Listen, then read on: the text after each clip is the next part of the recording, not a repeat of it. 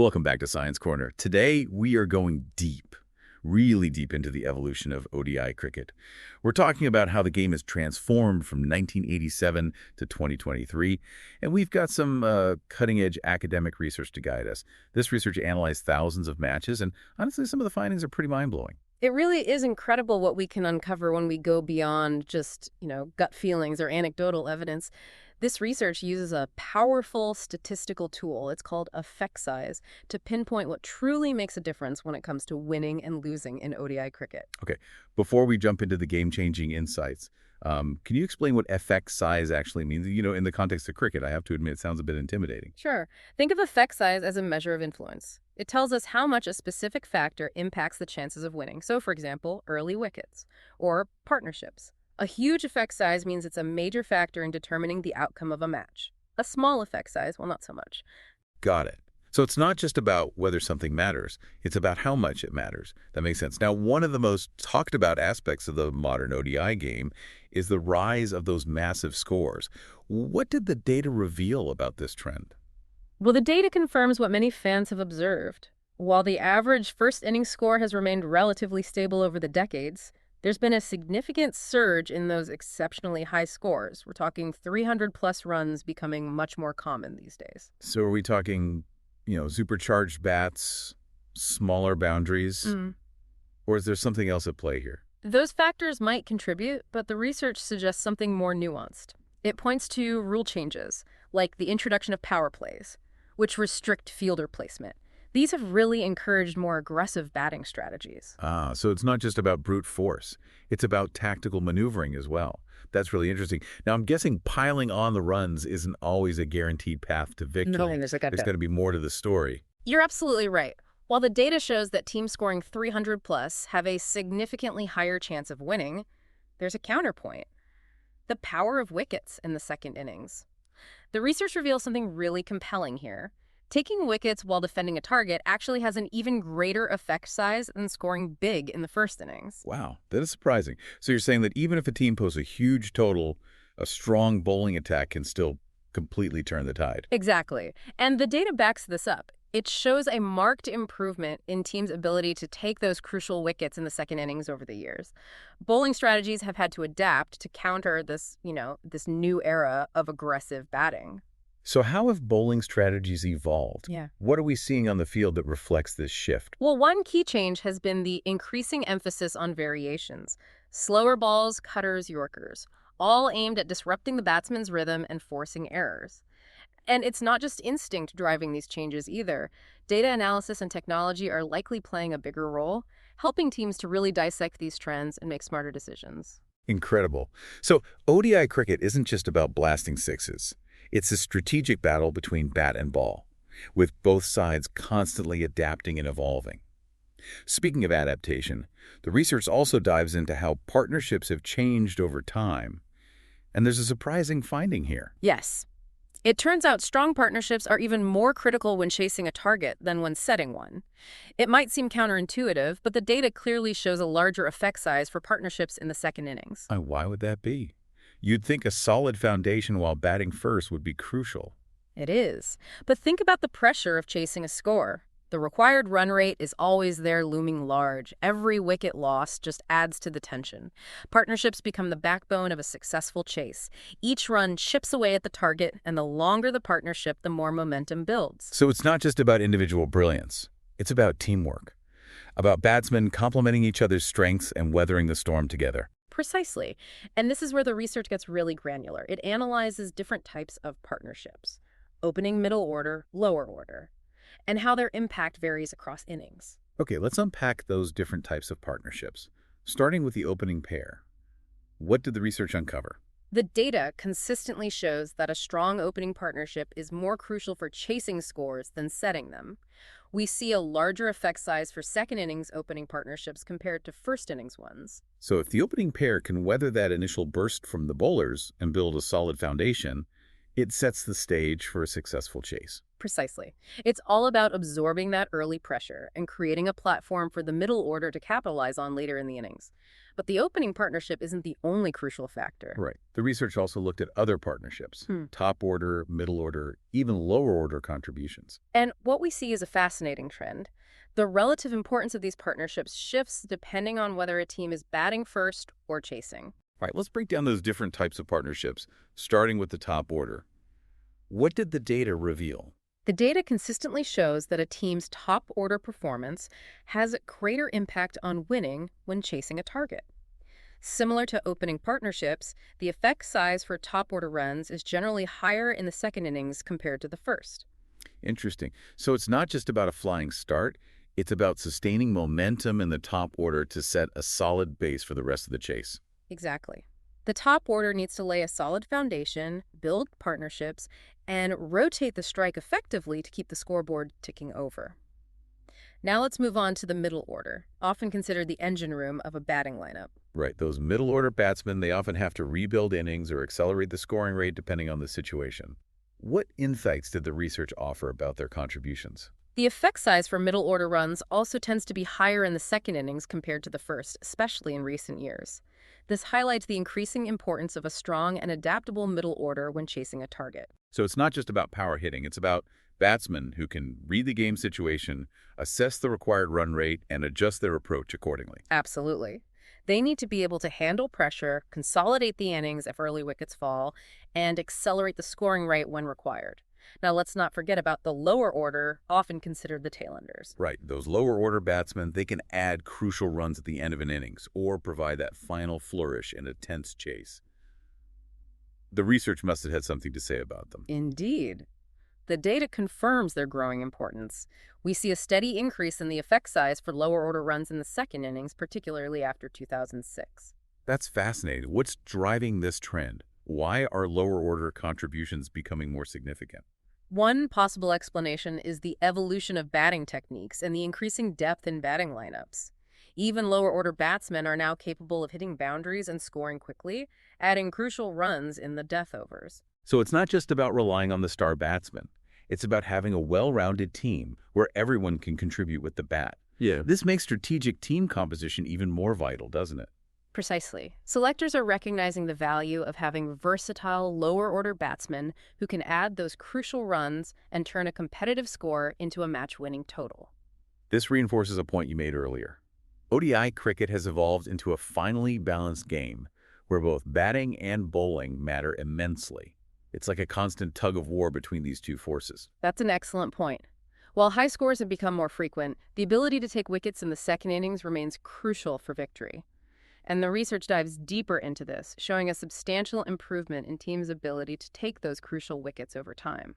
So it's not just that batsmen are getting better bowlers, are evolving their strategies as well. Yes, the research reveals a remarkably high and statistically significant effect size for wickets taken in the second innings. This suggests teams are becoming more effective at taking wickets when defending a target. That makes sense, considering the emphasis on variations and data-driven strategies we talked about earlier. It seems bowlers are constantly innovating to stay ahead of the batsmen. But some argue that modern batsmen are simply too powerful. Does the data really support the idea that bowling is becoming more effective?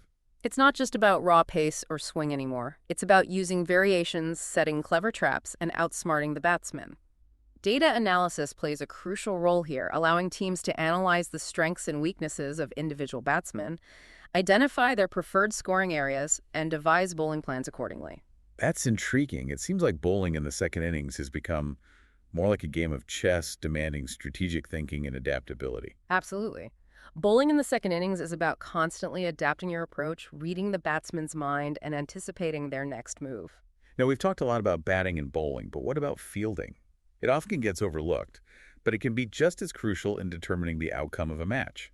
Yes, fielding is often the unsung hero of cricket. A brilliant catch or a run-out can swing the momentum in an instant, especially in modern ODI cricket where margins of victory are often razor-thin. Absolutely. And with the advancement in technology and training methods, we've seen a significant improvement in fielding standards over the years. Indeed. We're seeing more athleticism, more diving stops, more direct hits, It's almost become an art form in itself. But it's not just about those spectacular moments. Right. It's also about those small, consistent efforts that build pressure. Yeah. The backing up the quick throws, the relentless intensity that can force errors from the batsman. Exactly. And this collective effort in the field can have a significant psychological impact on the batting side, making them take risks and make mistakes. So as the saying goes, catches win matches. Mm. A strong fielding performance can lift the spirits of the bowling side and put immense pressure on the batsman. Now, before we wrap up this part of our deep dive, let's circle back to the research and its fascinating analysis of how partnerships have evolved over the years. Yes, partnerships are the building blocks of any successful ODI innings, and the research provides some incredible insights into how their dynamics have changed over time. Okay, so let's delve into those partnership trends again.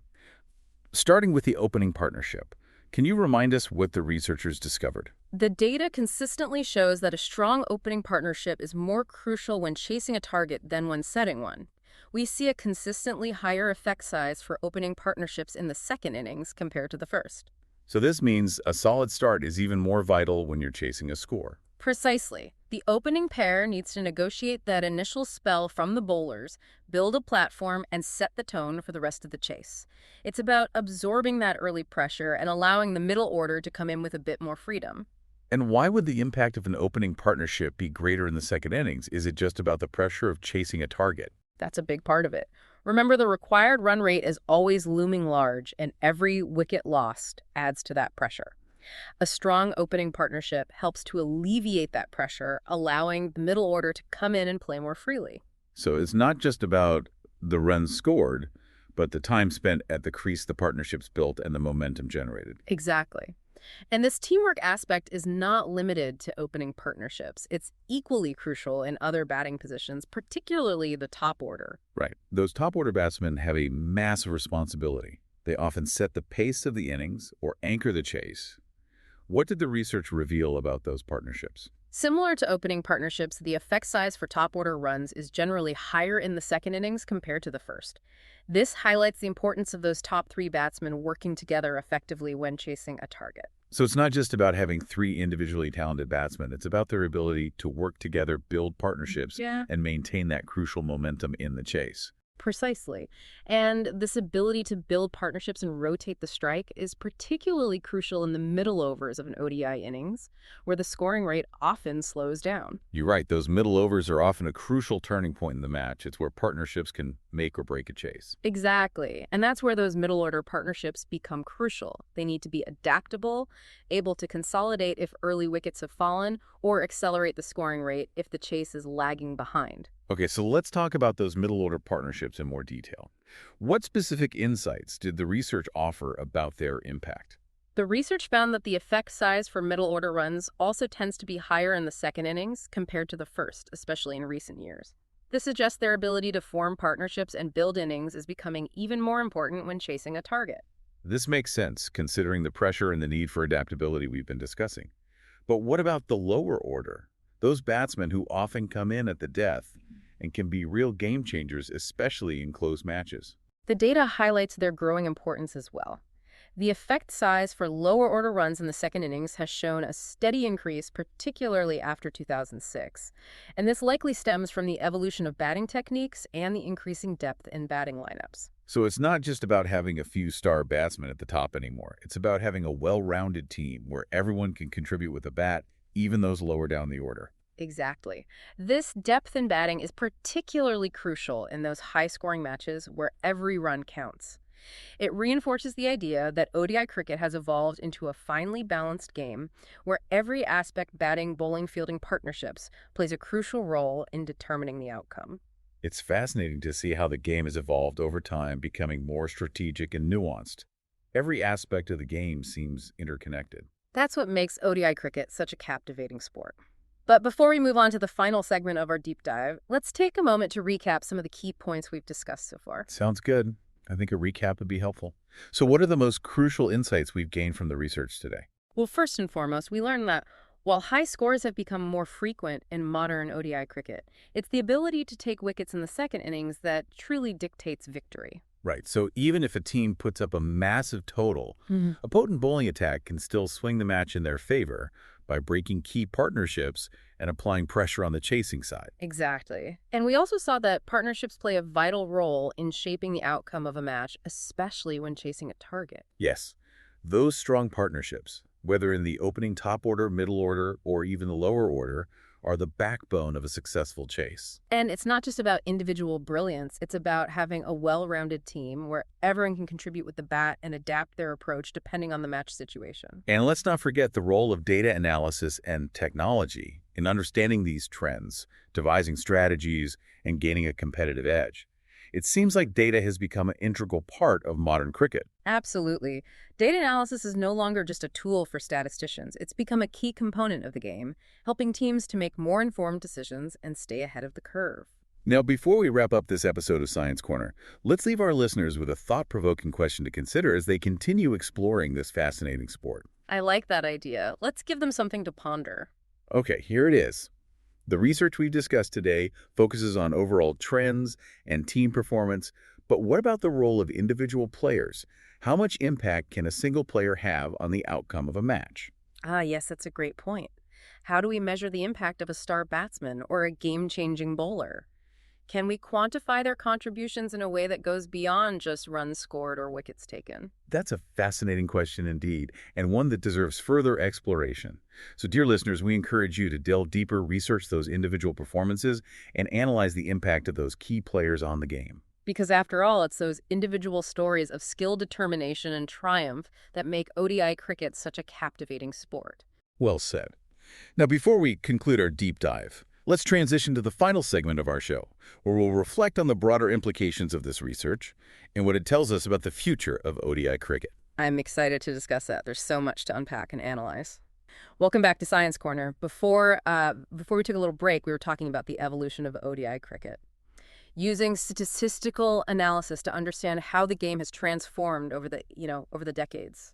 We covered some really eye-opening findings. We discovered that while high scores are grabbing headlines, it's the ability to take wickets in the second innings that really dictates victory.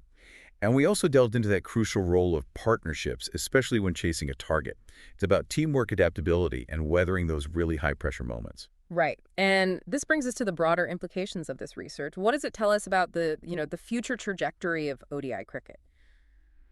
One thing is clear. This beautiful game is in a constant state of flux. It's a dynamic interplay between bat and ball where innovation and strategy are absolutely paramount. You mentioned earlier the rise of data analysis and its growing influence on the sport. How do you see this trend shaping the future of ODI cricket? Well, data analysis is no longer just a tool for statisticians. It's become integral to the game. Teams are using data to dissect opponent weaknesses, tailor bowling strategies, optimize field placements, even make real-time decisions during a match. So it's like having a virtual coach right there on the field, guiding every move based on statistical probabilities. Yeah, that's incredible. But doesn't this raise concerns about the game becoming too predictable, too reliant on algorithms? Yeah, it's a valid concern. It's a debate that's raging within the cricketing world.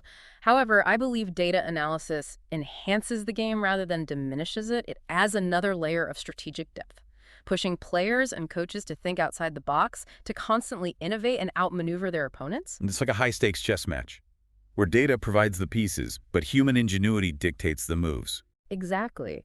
And this interplay between data-driven insights and human intuition will continue to shape the evolution of ODI cricket.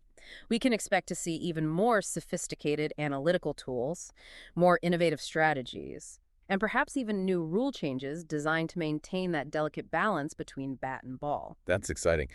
It seems ODI cricket is on the cusp of a new era, where data and human ingenuity will combine to create a more dynamic and unpredictable spectacle. Absolutely.